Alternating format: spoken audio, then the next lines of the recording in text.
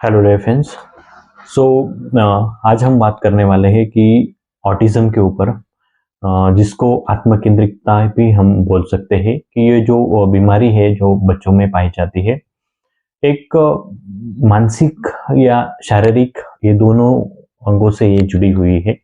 और भारत में इस बीमारी को लेकर ज़्यादा अवेयरनेस है नहीं, इसलिए हम आज के इस वीडियो के माध्यम से हम जानने वाले हैं कि ऑटिज्म है क्या। कि बहुत बार बाकी के जो कंट्रीज है उसमें ऑटिज्म को लेके बहुत अवेयरनेस हो गया है, लोगों को पता चल रहा है कि ऑटिज्म की सिम्टम्स क्या है, उसके ट्रीटमेंट कैसे किए जाए।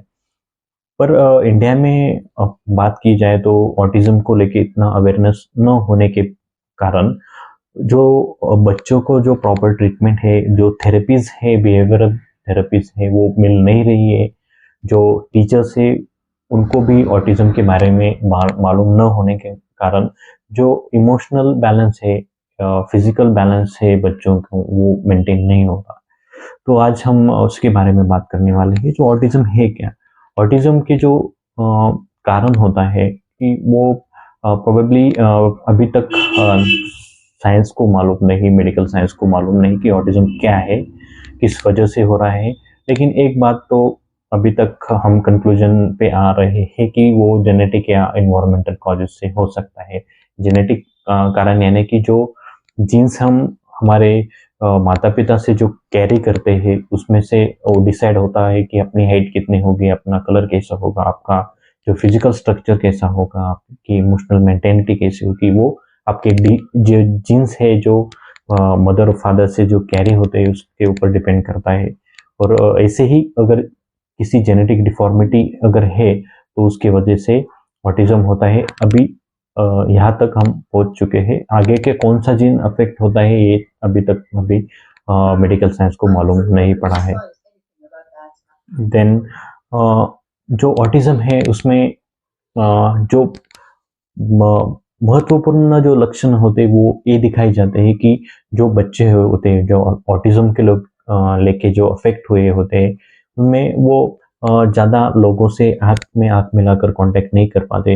इवन जो हमारे घर के जो लोग हैं, जो अगर बच्चों उस बच्चे की माँ है, उनसे भी आँखों में आँखें डाल के बात नहीं कर पाएँगे वो बच्चे। वो उसके साथ जो सोशल इंटरेक्शन होता है, जो लोगों के साथ बातचीत होती है, उसको वो समझ नहीं पाते। बहुत एज हो गए हैं, 12 साल हो गए, 13 साल हो गए, लेकिन वो उनका दिमाग भी अभी 6 साल के बच्चे जैसा है। ऐसे जो बर्ताव होते हैं वो ऑटिज्म के बच्चों में पाए जाते हैं। उसके बाद वो अगर किसी एक चीज को लेकर अगर वो खेलने बैठे तो वही बार बार वो रिपीटेडली वही चीज करने लगते हैं। समझो अगर एक पैसा खिलाना है तो वो उसी के साथ कंटिन्यू खेलेंगे, और बाकी को अगर कोई आवाज दे रहा है बच्चे को तो वो उसको सुनेंगे नहीं। जो कॉमन जो रिएक्शंस होती है, जो प्रतिसाद हम देते हैं, अगर किसी ने बुलाया तो उस जैसा पैटर्न उन बच्चों में नहीं रहता। उसके बाद ऑटिज्म को ऑटिज्म स्पेक्ट्रम डिसऑर्डर भी बोला जाता है। जो स्पेक्ट्रम होता है वो मतलब ऑटिज्म के ही अगर बच्चे हम देखें तो ऑटिज्म के बच्चों में भी विभिन्न प्रकार के लक्षण पाए जाते हैं। कभी कभी कुछ जो ऑटिज्म के बच्चे हैं वो ज़्यादा से ज़्यादा बोल नहीं पाते।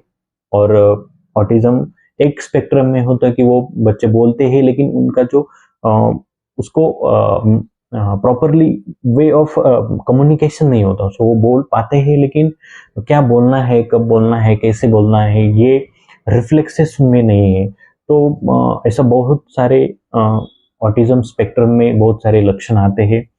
और उसके साथ कभी कभी और दो जो बीमारी है जो प्रोमिनेंटली ऑटिज्म के साथ हमें देखने को मिलती है, उसको एक को बोलते हैं मेडिकल डिसलेक्सिया।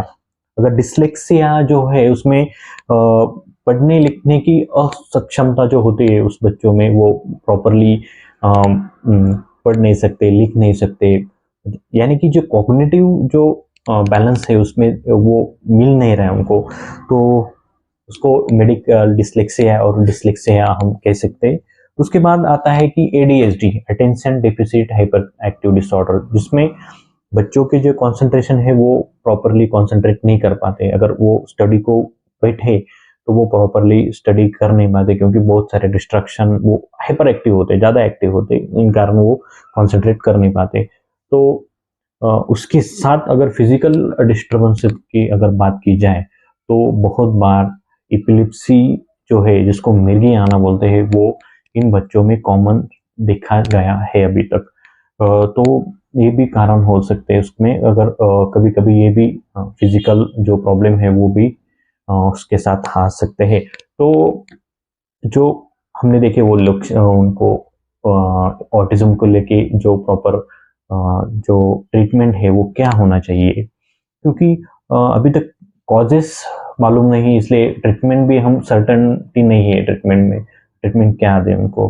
तो ट्रीटमेंट जो है वो थेरेपी की माध्यम से हम पेशेंट को देते हैं कि पेशेंट की जो कॉग्निटिव डिस्टर्बेंसेस है उसको कैसे ट्रीट किया जाए, अगर कहीं के पेशेंट में एंगर मैनेजमेंट है वो कैसे किया जाए।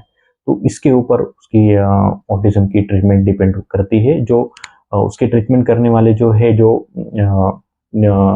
पेडियाट्रिक जो न्यूरोलॉजिस्ट है, साइकेट्रिस्ट है, उनके पास उनकी ट्रीटमेंट होती है। साथ में अगर होम्योपैथी भी हम दे तो होम्योपैथी में भी ऑटिज्म को लेकर बहुत अच्छी सी ट्रीटमेंट अवेलेबल है। एडीएचडी है, वो डिसलेक्सिया है, और जो सीजर डिसऑर्डर बोलते हैं, एपिलेप्सी, मिर्गी आना, उसकी भी ट्रीटमेंट होम्योपैथी में साथ में हो जाती है।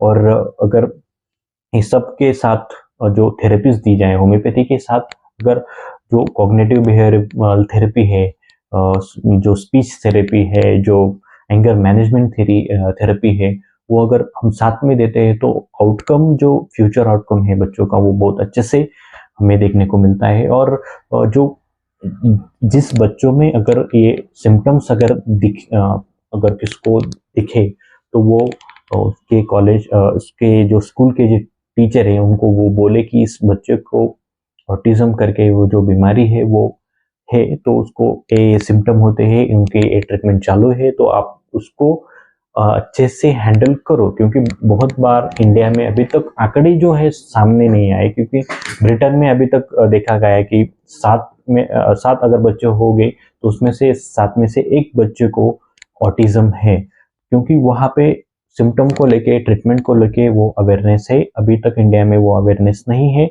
बहुत सारे बच्चे ऑटिज्म को लेके अफेक्ट इंडिया में है, लेकिन वो आंकड़े जो है वो अभी तक सामने नहीं आए, क्योंकि लोगों को मालूम ही नहीं कि प्रॉब्लम क्या चल रहा है पेशेंट में।